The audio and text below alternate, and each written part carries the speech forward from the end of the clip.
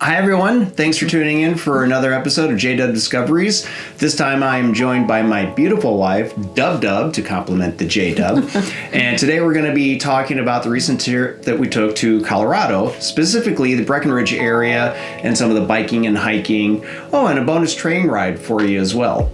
So, let's just get right to it and talk about the first thing that we did. We're driving through Georgetown, but we've never done the train. And it was your idea while we were having a breakfast. We looked it up, and what'd you think of the train? Oh, no, it was great. It was just a last-minute decision, and I'm glad we did it. It was super cute, beautiful through the aspens. An hour ride, wasn't it about? Just about. Yeah, yeah. Highly recommend it. It's super easy to get to. Wasn't too expensive. Once you get on the train, it's usually open air, except in the winter they put up a little bit more windows to keep the elements out a little bit. But you get on the train, you coast backwards for a little bit, but once you get started, it's about maybe a 20-minute ride up or so. Yeah. You wind around, you go through, you get some stunning views, really, when you go over the Trestle Bridge. It's just amazing. And when you get to the top, you get to the top of the old station, and you can walk around for 15 minutes. Yeah. And then you hop back on the train, and you take the same ride all the way back down. But just know they don't have any food or drinks on the train, so whatever you need, just bring it on. I would love to go back and do it around Christmas or winter months. So, yeah, that was a good stop. Then we continued on towards Breckenridge, but we didn't take the straight shot through I-70. We'd done that many times, and so we were finally able to go up Loveland Pass. We got out, we took some obligatory pictures, and I thought it would be a good time to go for a quick hike. And you agreed. Yeah, just to get acclimated to the elevation. I know that's a hard one for me, and it was a little more of a challenge than I expected. I thought it was just going to be kind of up the hill and down, but I think it was barely 2 miles that we hiked, but to her point, it was a good way to get acclimated. But we had some really nice views. We don't even know if where we summited, if you want to call it a summit. It was just the top of a hill. I don't think it has a peak or anything. So if anybody recognizes what it is and knows, again, hit us up in the comments and let us know.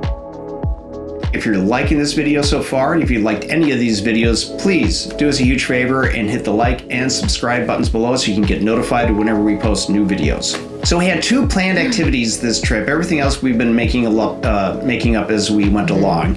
And this planned activity was to rent some bicycles and go through the Aspens and also go all the way up to Vail Pass. Now we were smart enough to plan ahead and get some e-bikes because that's a lot of climb. And the total round trip is a little over 40 miles, and those e-bikes came in handy. Oh yeah, I was surprised how long the battery lasted. But keep in mind, we weren't using the battery the entire time, because when you first leave Breckenridge, you don't realize it, but you're going downhill. Yeah, you don't really need it. But it definitely was helpful coming back and getting up to the pass. Beautiful views. Again, everywhere we went on this trip, just amazing views. Not just right in front of you on the sides, but up on the mountains. Everything was changing, just pops of yellows, and amazing. Like everywhere you go in Colorado, especially when you're in the mountains, and especially this time of year, which was the end of September and beginning of October, the aspens are changing. Yep. And every time you come around a corner, it seems like that view was better than the one that you just came from. Yeah. So the other big activity that we had planned was to summit a 14er. I've done a couple in the past. This would be Wendy's first. She was really nervous about the night before, and Mother Nature didn't do us any favors the next morning either, because we woke up and looked off to the peaks, which had been bare up to this point, but now they had snow caps on. Yeah. That was a little bit of a freak out moment. Well, and honestly, it was stressing about the whole thing leading up to this trip of doing this 14er. It was challenging. Didn't have the right shoes. I had hiking shoes, like running shoes, but not the deep tread of hiking shoes, which I should have brought. You know, if you're ever going to go out this time of year, you do have to be prepared for changing weather conditions, which is true of any time you're going to try to summit a 14er, because, you know, the weather changes so rapidly at those elevations. And it's not that the weather changed rapidly on us, it was just the snowpack coming back down made it really treacherous. Well, going up too.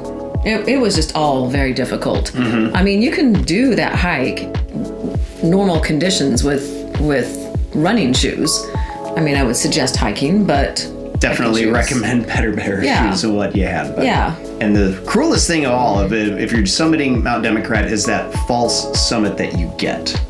You know, we got up there, she had worked so hard and she thought we were there, and I didn't have the heart to tell her, and then she got up, and there was a guy that was actually kind of trying to talk us down and saying it wasn't worth it, but we're like, it's right there. We can see it. Why not just go for it? If he wasn't with me, I wouldn't have done it. I'm just saying. It was so cold and so windy up top. It was really kind of... It was took me by surprise. I can't explain it, but... I apologized a lot. It's not your fault. No. Well, kind of. Made me do it. I didn't. Anyways. Hell of an experience. Yeah, for sure. It's not easy in those types of conditions. No 14er is easy, no matter what anyone tells you. And we're pretty fit people and still struggled. But at the end of the day, we got it done. It was an experience. Would I do it again? Nope. Not my type. But lessons learned for next time. Yeah. No, I am not doing that again. No. So the next day, we took it a lot easier, and we thought that we were going to go on Aspen Alley, but we ended up taking the wrong turn, and it worked out to our benefit, actually. Oh, yeah. This was beautiful. This particular trail came back and it rejoined a drivable road, which most people were driving on, but you come around a corner and you just get this sprawling vista, and with you can see all the different elements of the mountain. And I think we did it the right way. Instead of the way cars were coming, we went the opposite way. I think the views are better if you go that way. Yeah.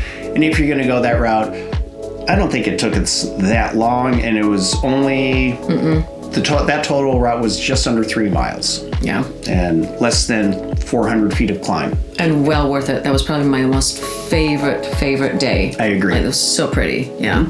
Once we got done with that, we had heard so much about the Troll Trail, so we had to check it out. And the trail itself is very easy to get to. Super easy, cute walk to get there. Yeah, it is. And he's adorable. You have to see him. I mean, he's way bigger than I thought.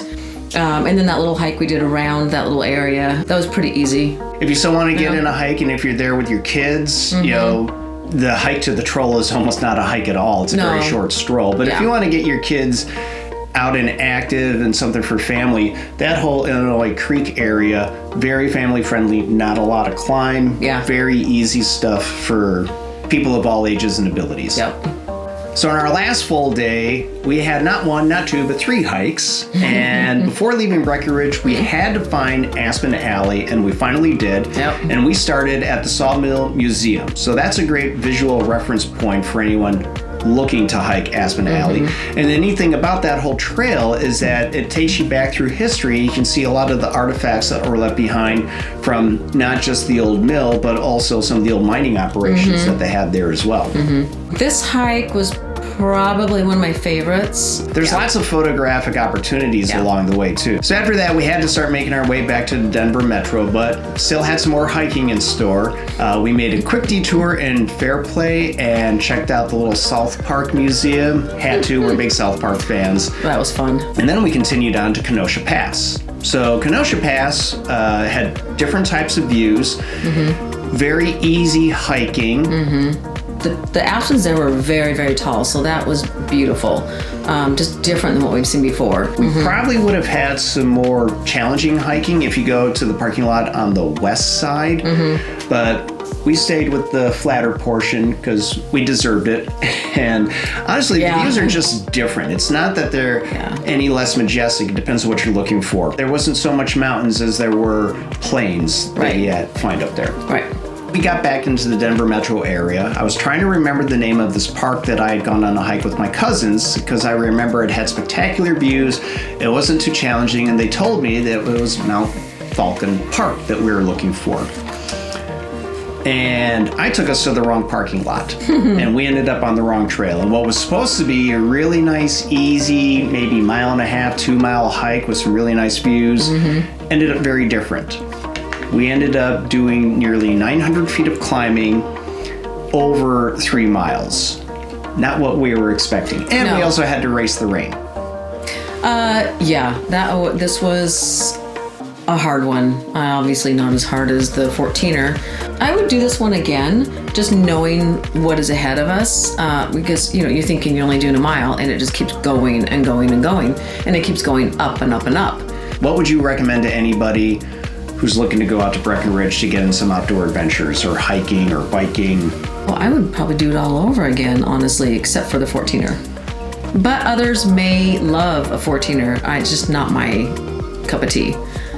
Colorado, we've always considered it to be our playground, and we had a great time. It's just nice to go out there and do some hiking instead of skiing like we traditionally go out there, which of course Colorado and Breckenridge are known for. But Yep. you can have fun year round, and we give that trip 2 huge thumbs up.